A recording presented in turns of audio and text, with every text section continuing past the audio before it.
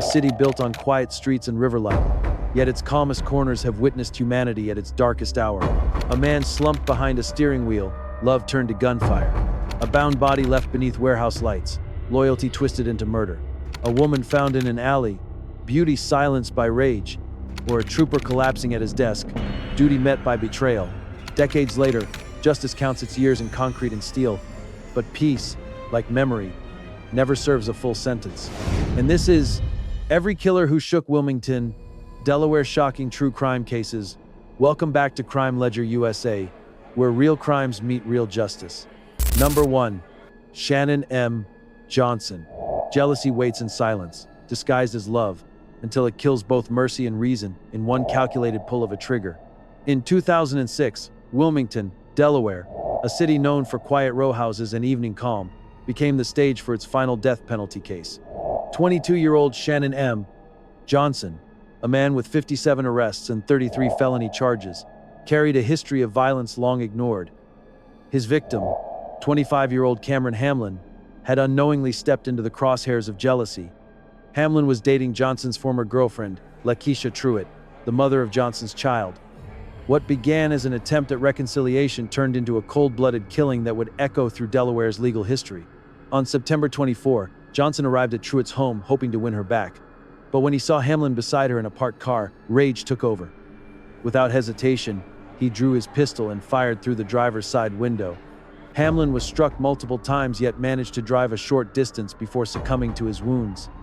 Witnesses described Truitt fleeing in panic as Johnson vanished into the night. The manhunt began within hours. Detectives from the Wilmington Police Department tracked Johnson's known associates, following a trail of burner phone calls and hidden addresses. Over the next 6 weeks, he stalked Truitt relentlessly, often in disguise, wearing full-body garments meant to obscure his identity. He studied her movements, calling her from blocked numbers, and leaving cryptic threats that police later recovered. On November 10, Truitt returned home for the first time since the murder. Johnson was waiting. He sprinted toward her car and opened fire again. A bullet struck her shoulder, and only the jamming of his weapon spared her life. Detectives recovered shell casings from the scene, ballistically identical to those from Hamlin's murder. Within 5 days, Johnson was captured inside a friend's home on Wilmington's north side. His girlfriend, Rima Stewart, was arrested for harboring him. The investigation revealed more than violence, it exposed obsession. Prosecutors found letters Johnson sent from prison, attempting to hire an inmate to kill Truitt before she could testify. Surveillance logs, intercepted mail, and 2 prison informants confirmed his ongoing plot. His own words, "death before dishonor," became the phrase that sealed his fate. In 2008, a Newcastle County jury convicted Johnson of first-degree murder, assault, and multiple weapons charges. The jury unanimously recommended death, citing his prior rape conviction and the deliberate nature of the killing.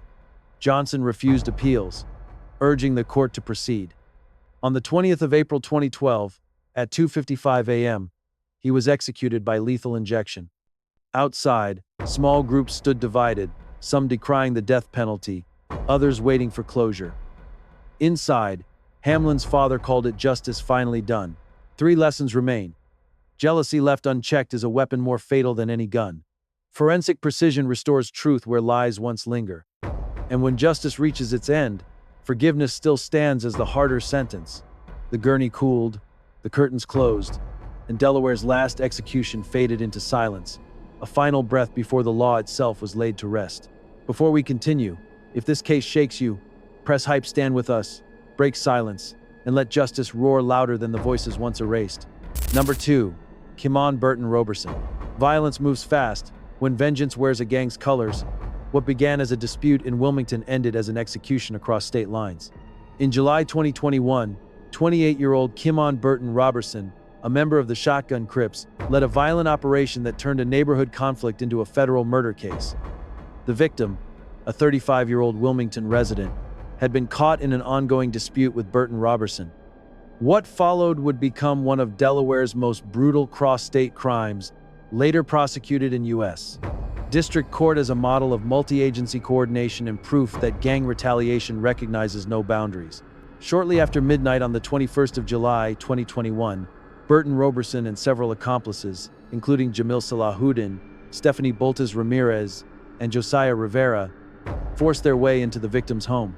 Armed with a pry bar and a tire iron, they beat him repeatedly, bound his wrists with zip ties, and dragged him bleeding to a waiting Jeep Cherokee. Inside the vehicle, they continued to strike him as they crossed into Pennsylvania to meet another gang member, Dwayne Alexander. Witnesses later told investigators that the group bragged about handling business as they drove. Hours later, the Jeep pulled into an industrial park in Yeadon, Pennsylvania. There, the victim, still bound and bleeding, was taken from the car and forced to the ground. Burton-Roberson raised an assault rifle and fired a single shot to the head. At 7:30 a.m., local workers discovered the body in a warehouse parking lot, hands still tied behind his back. The crime's precision suggested premeditation. The gang had carried zip ties and weapons before even leaving Delaware.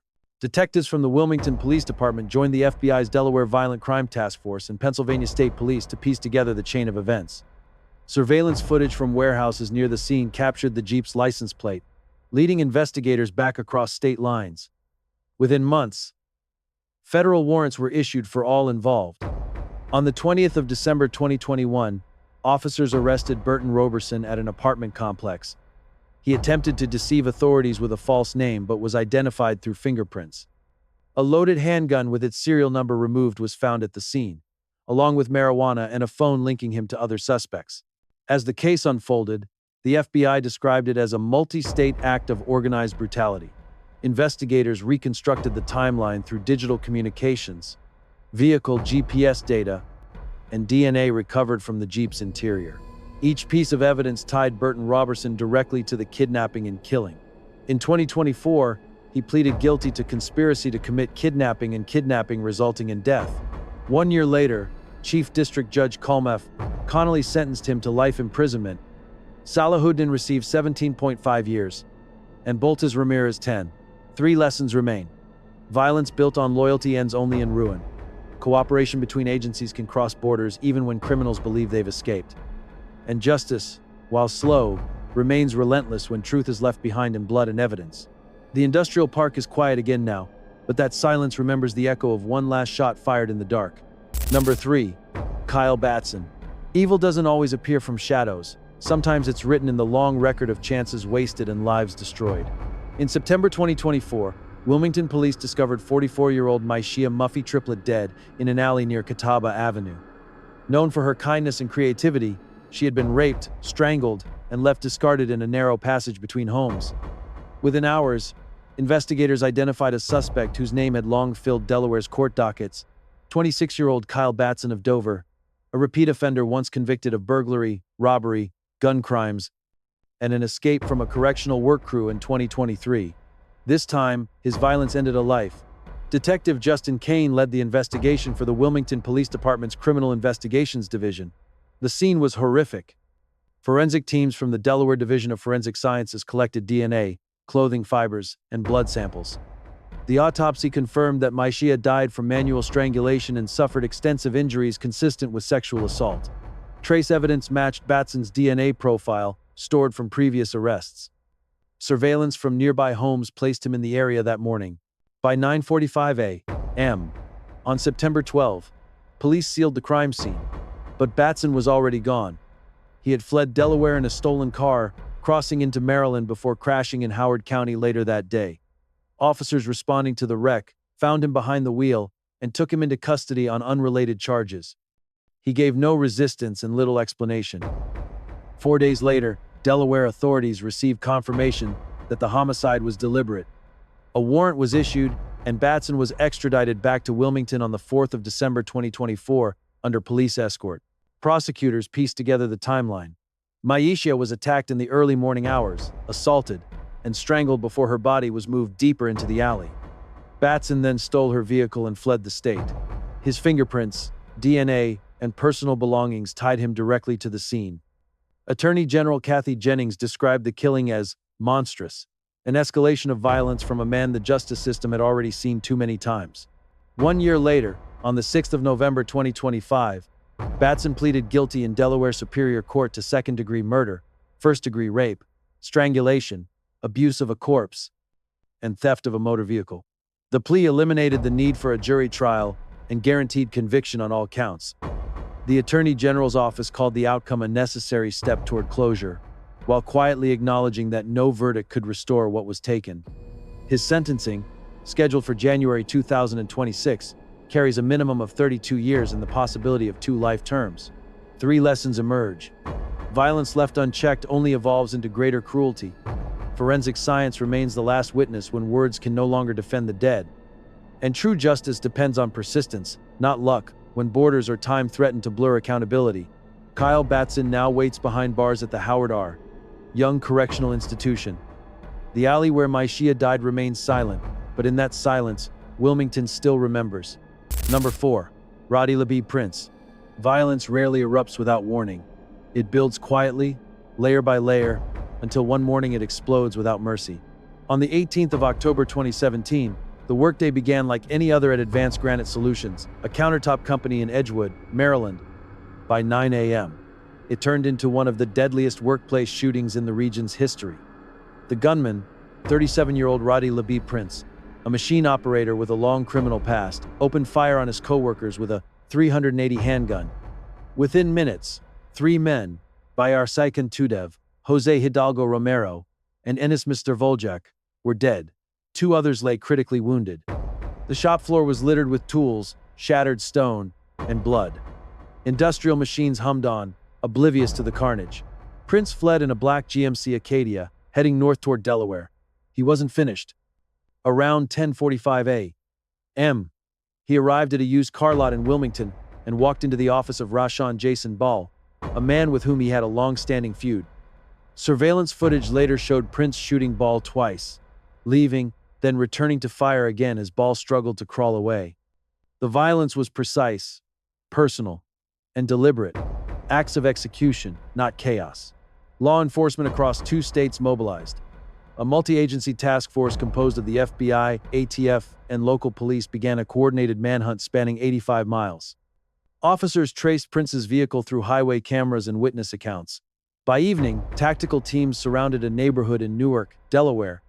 When agents spotted him, Prince ran about 75 feet before throwing his handgun aside and surrendering.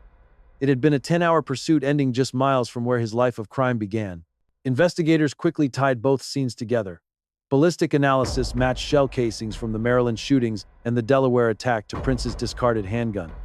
Inside his car, detectives found ammunition, clothing fibers, and a note hinting at personal grievances with co-workers.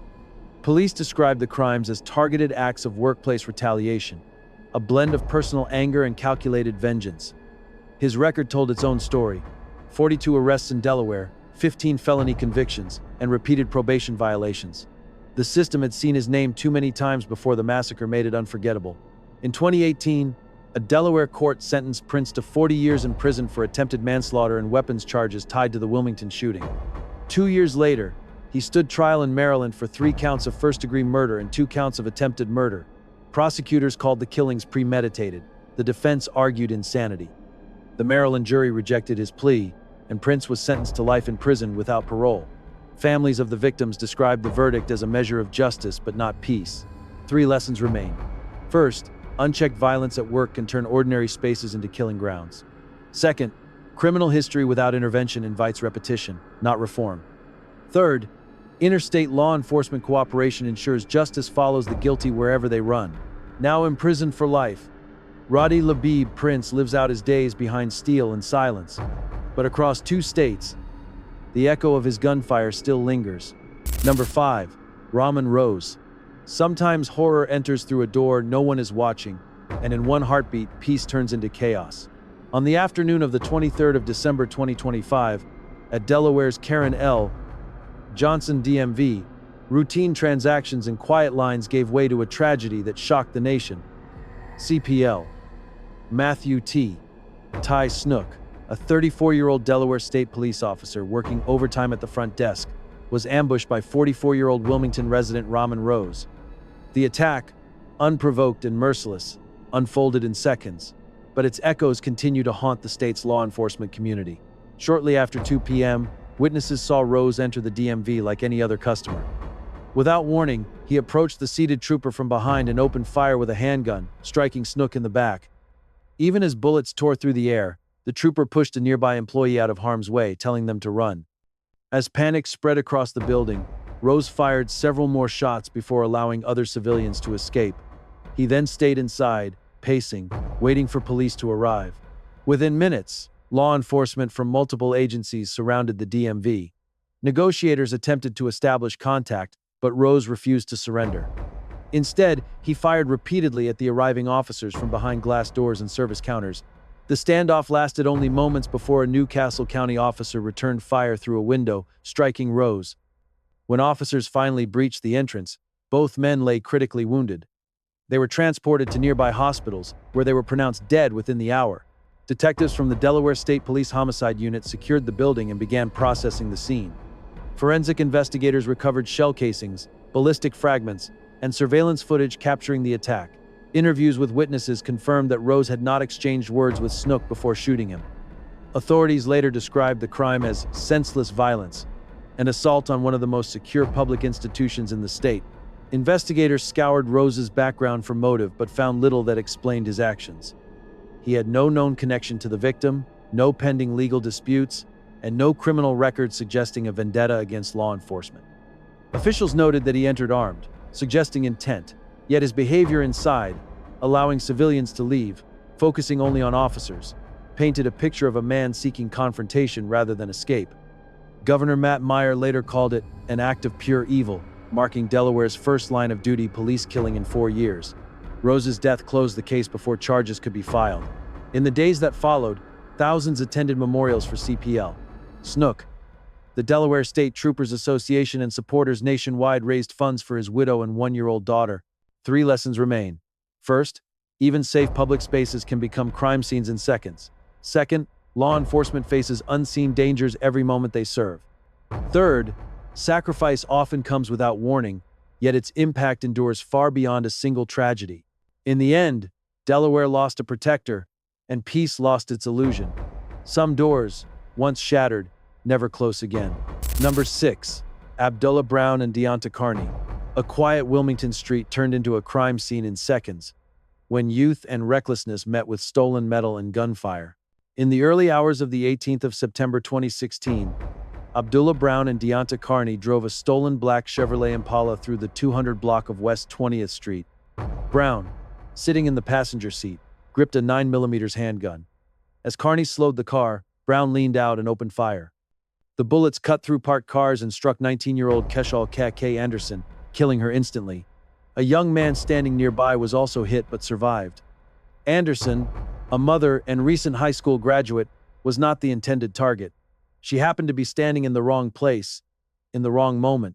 Officers from the Wilmington Police Department arrived at the scene just after 12:15 a.m. They found shell casings scattered across the pavement, bullet marks etched into walls, and shattered glass glistening under streetlights. Emergency responders confirmed Anderson had died at the scene. Detectives began canvassing the neighborhood for witnesses and checking surveillance cameras from nearby intersections. Within hours, they identified a dark sedan speeding north moments after the shots were fired. The investigation expanded rapidly. A stolen Impala matching the description was located on the outskirts of Wilmington, abandoned. Inside, police recovered spent shell casings, gunshot residue, and 2 fast food receipts, one from McDonald's and one from Wawa. The time-stamped receipts led investigators to surveillance footage showing Brown inside the car shortly before the shooting. Meanwhile, a 14-year-old witness came forward, identifying Brown as the shooter and Carney as the driver. When Carney was arrested weeks later on unrelated charges, police found a 9mm handgun in his possession. Ballistic testing confirmed that the gun matched the casings collected from West 20th Street. It was later traced to a straw purchase, a firearm bought legally by another person on behalf of someone prohibited from buying one. The weapon had traveled through multiple hands before ending up with Brown and Carney. Both suspects were charged in December 2016 while already detained at the Newcastle County Detention Center. The indictment included first-degree murder, attempted murder, conspiracy, and multiple weapons charges. In 2018, their first trial collapsed in a mistrial after a juror failed to appear for deliberations. Facing a second trial, both teens entered plea agreements in January 2019. Brown pleaded guilty to manslaughter and a weapons charge. Carney pleaded guilty to criminally negligent homicide. The plea spared the defendants potential life sentences but left the Anderson family with a loss no sentence could balance. 3 lessons emerge from this tragedy. First, the reach of gun violence extends beyond its intended targets. Second, forensic precision remains crucial in unraveling crimes built on chaos. Third, the laws surrounding gun purchases still hold cracks wide enough for tragedy to pass through.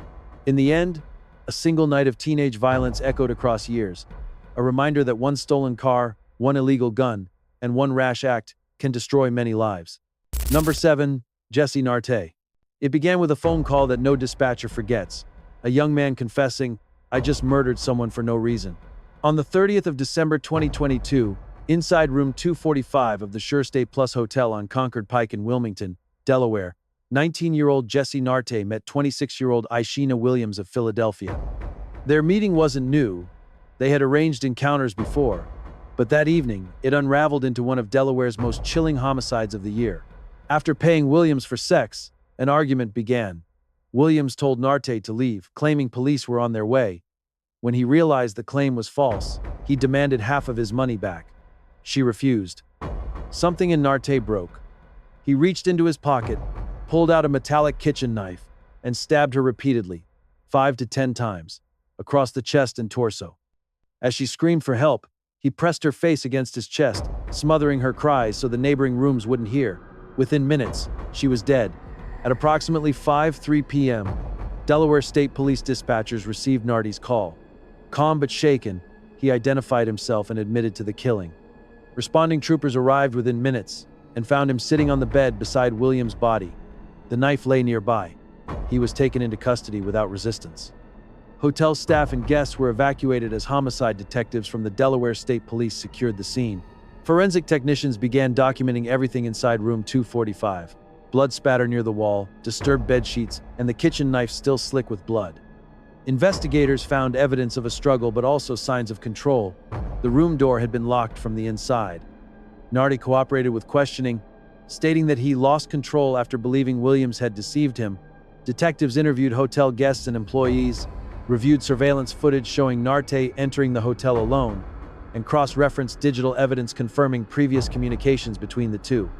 The autopsy later determined that Williams died from multiple stab wounds and blunt force injuries consistent with a violent, close-contact assault. The Delaware State Police Homicide Unit concluded the investigation within weeks. Prosecutors charged Nartey with first-degree murder and possession of a deadly weapon during a felony. He eventually pleaded guilty to second-degree murder and a weapons offense in December 2023, acknowledging responsibility in open court. On the 7th of June 2024, at age 21, he was sentenced to 30 years in prison. The courtroom remained silent as the judge read the sentence. Nartey told the court he took full responsibility for his actions and asked for forgiveness. 3 lessons emerged from this tragedy.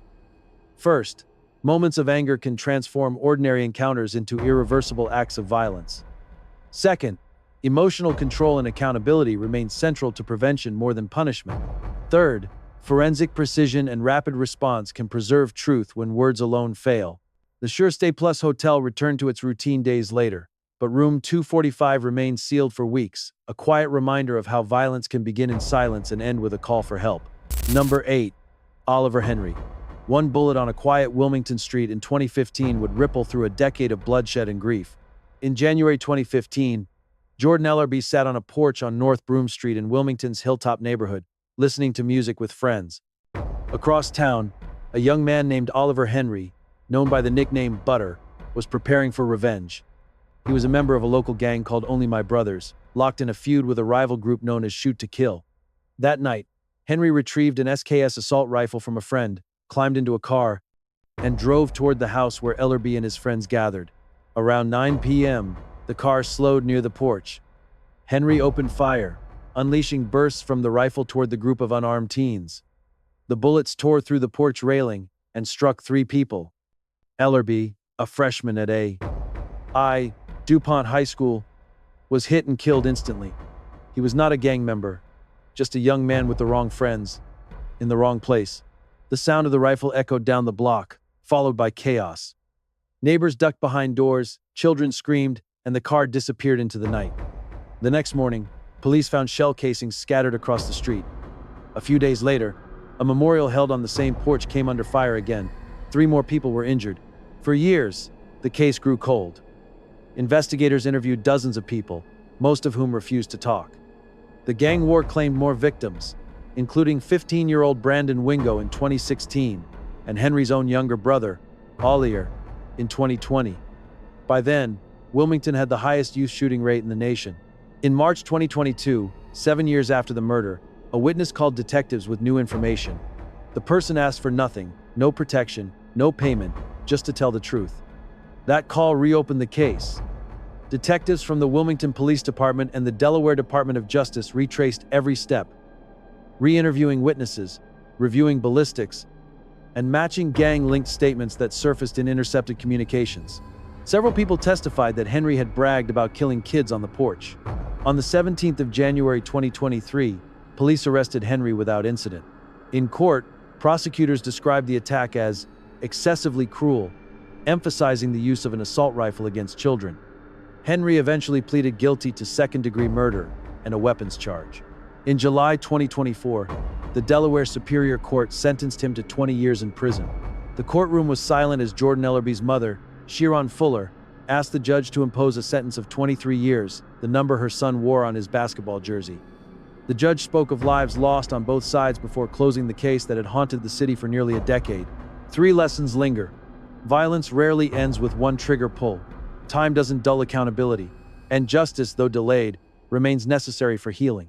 The porch where it began has long been repainted, but the bullet holes remain beneath the wood, silent witnesses to a city's longest night. From jealous rage to cold revenge, from gang wars to crimes born in silence, each case you've heard tonight reminds us that behind every headline lies a heartbeat that stopped too soon. But the darkness doesn't end here. This city still holds secrets waiting to be uncovered, cases still whispered about in alleys, and names that justice hasn't yet spoken aloud. If you want to be among the first to uncover the next chapter of Wilmington's most haunting crimes, make sure to subscribe, hit the notification bell, and join us again right here on Crime Ledger USA.